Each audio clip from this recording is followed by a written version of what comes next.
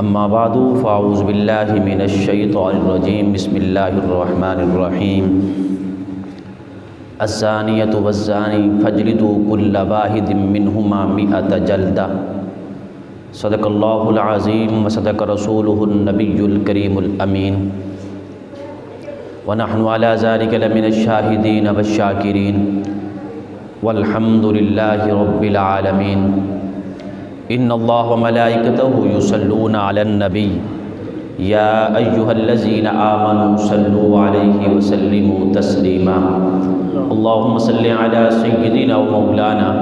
محمد وعلی آل سیدنا و مولانا محمد وبارک وسلم وصلوا علیہ الصلاة والسلام علیک یا سیدی یا رسول اللہ الصلاة والسلام علیک یا سیدی یا حبیب اللہ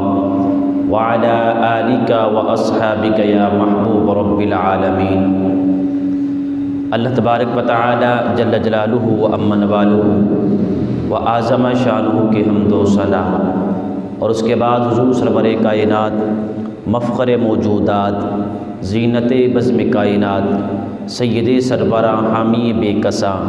قائد المرسلین رحمت للعالمین، حضور احمد مجتبیٰ جناب محمد مصطفیٰ صلی اللہ علیہ وآلہ وسلم کی دربار گوہربار کے اندر ہدیہ درود و سلام عرض کرنے کے بعد دعا ہے خالق کائنات ہم سب کا یہاں پر آنا اپنی بارگاہ میں قبول و منظور فرمائے۔ رب کائنات اس عظمت والے دن کے صدقے سے ہم سب کی مشکلیں آسان فرمائے۔ رب کائنات ہم سب کو اس عظمت والے دن کے صدقے سے ہم سب کو 5 وقت نماز باجماعت ادا کرنے کی توفیق عطا فرمائے۔ حضرات محترم، آج جب ہم دیکھتے ہیں کہ ہر طرف فحاشی ہی فحاشی ہے، عریانی کا سمندر چل رہا ہے، اور آج ہر شخص کسی نہ کسی گناہ کے اندر ملوث ہے، اور بدی جو ہے وہ اس کی سر عام دعوت دی جا رہی ہے۔ آج ہم کبھی آنکھوں سے اس کی خیانت کر رہے ہیں، کبھی زبان کی خیانت کر رہے ہیں، کبھی کانوں کی خیانت کر رہے ہیں، کبھی پاؤں کی خیانت کر رہے ہیں، تو کسی نہ کسی گناہ کے اندر ملوث ہیں۔ تو اس وجہ سے آج ہم پر یہ عذاب آئے ہوئے ہیں، اور ہم پر یہ مشکلیں آئی ہوئی ہیں، پریشانیوں میں ہر شخص گھرا ہوا ہے، مشکلات کے اندر ہر شخص پھنسا ہوا ہے۔ تو وجہ کیا ہے؟ یہ اپنے گناہوں کی وجہ سے ہے۔ تو آج کا جو موضوع ہے وہ ہے زنا کی تباہ کاریاں، کہ رب کائنات نے ارشاد فرمایا الزانیۃ والزانی فاجلدوا کل واحد منہما مئۃ جلدہ، کہ زانیہ عورت ہے یا زانی مرد ہے، اگر وہ زنا کرتے ہیں تو فرمایا ان کو 100 کوڑے مارے جائیں، ہر ایک کو 100 کوڑے مارے جائیں۔ اب کس کو 100 کوڑے مارے جائیں گے؟ تو فرمایا جو غیر شادی شدہ ہیں، جن کی شادی ابھی نہیں ہوئی، وہ اگر زنا کرتے ہیں تو ان کو 100 کوڑے مارے جائیں۔ اگر وہ شادی شدہ ہیں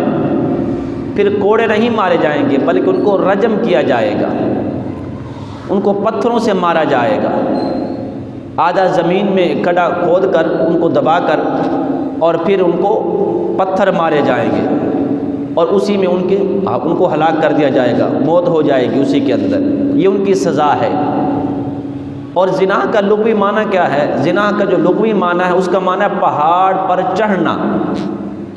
سائے کا سکڑ جانا، پیشاب کو روک لینا، یہ زنا کا لغوی معنی ہے۔ اور میرے آقا علیہ السلام نے ارشاد فرمایا لا یصلی احدکم وہو زنا، میرے آقا علیہ السلام نے ارشاد فرمایا کوئی شخص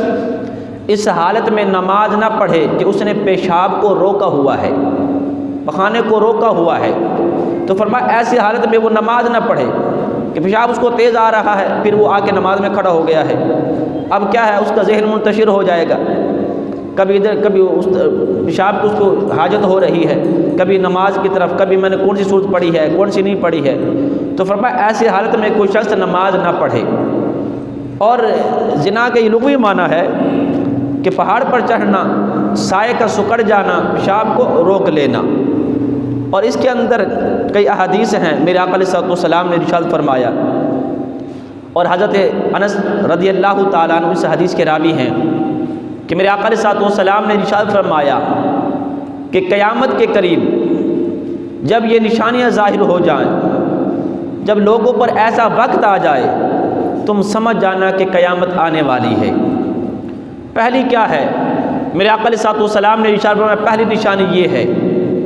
کہ جب علم جو ہے وہ اٹھ جائے گا تو سمجھ جانا قیامت قریب ہے۔ یعنی علماء جو ہے وہ دنیا سے چلے جائیں گے، ایک ایک کر ایک عالم جو ہے فوت ہو جائے گی، اور مسندوں پر، ممبروں پر وہ لوگ بیٹھے ہوں گے جو بغیر علم کے فتویٰ دیں گے، بغیر تحقیق کے بات کریں گے، تو علم اٹھ جائے گا۔ تو فرمایا جب ایسا وقت آ جائے تو سمجھ جانا کہ قیامت قریب ہے۔ اور میرے آقا علیہ الصلوۃ والسلام نے ارشاد فرمایا دوسری وجہ یہ ہے کہ جب زنا عام ہو جائے، زنا کا ظہور ہو جائے، ہر طرف زنا ہی زنا ہو، کوئی آنکھوں سے زنا کر رہا ہے، کوئی کانوں سے زنا کر رہا ہے، کوئی منہ سے زنا کر رہا ہے، تو فرمایا جب ایسا وقت آ جائے تو سمجھ جانا کہ قیامت قریب ہے۔ آج کیا ہے؟ اور میرے آقا علیہ الصلوۃ والسلام نے ارشاد کل عین زانیۃ، ہر وہ آنکھ جو غیر محرم کو دیکھتی ہے،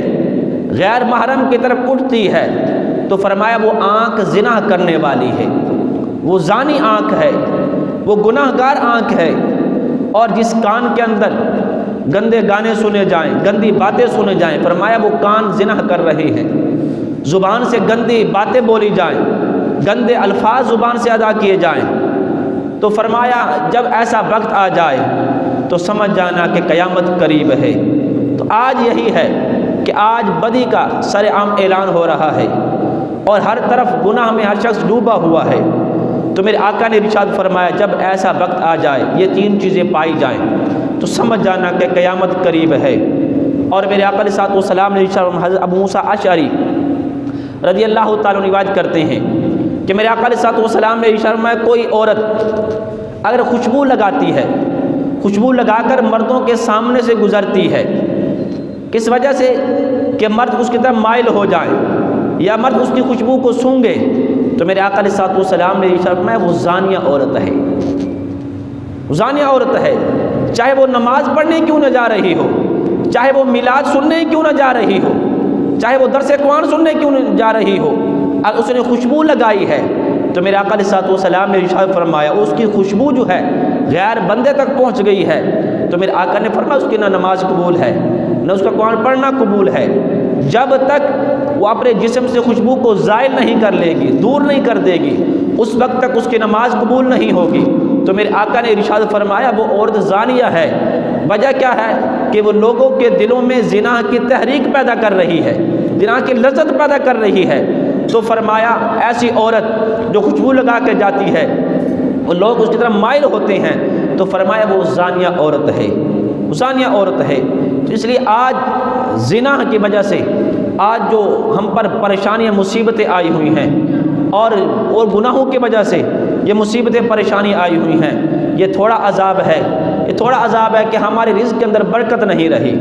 کاروبار کے اندر برکت نہیں رہی، یہ تھوڑا عذاب ہے۔ اور حضرت عبداللہ بن عباس رضی اللہ عنہ فرماتے ہیں کہ میرے آقا علیہ الصلوۃ والسلام نے ارشاد فرمایا کہ جس قوم میں خیانت جو ہے وہ بڑھ جائے تو پھر اللہ تبارک و تعالیٰ ان کے دلوں پر رعب ڈال دیتا ہے، رعب طاری کر دیتا ہے۔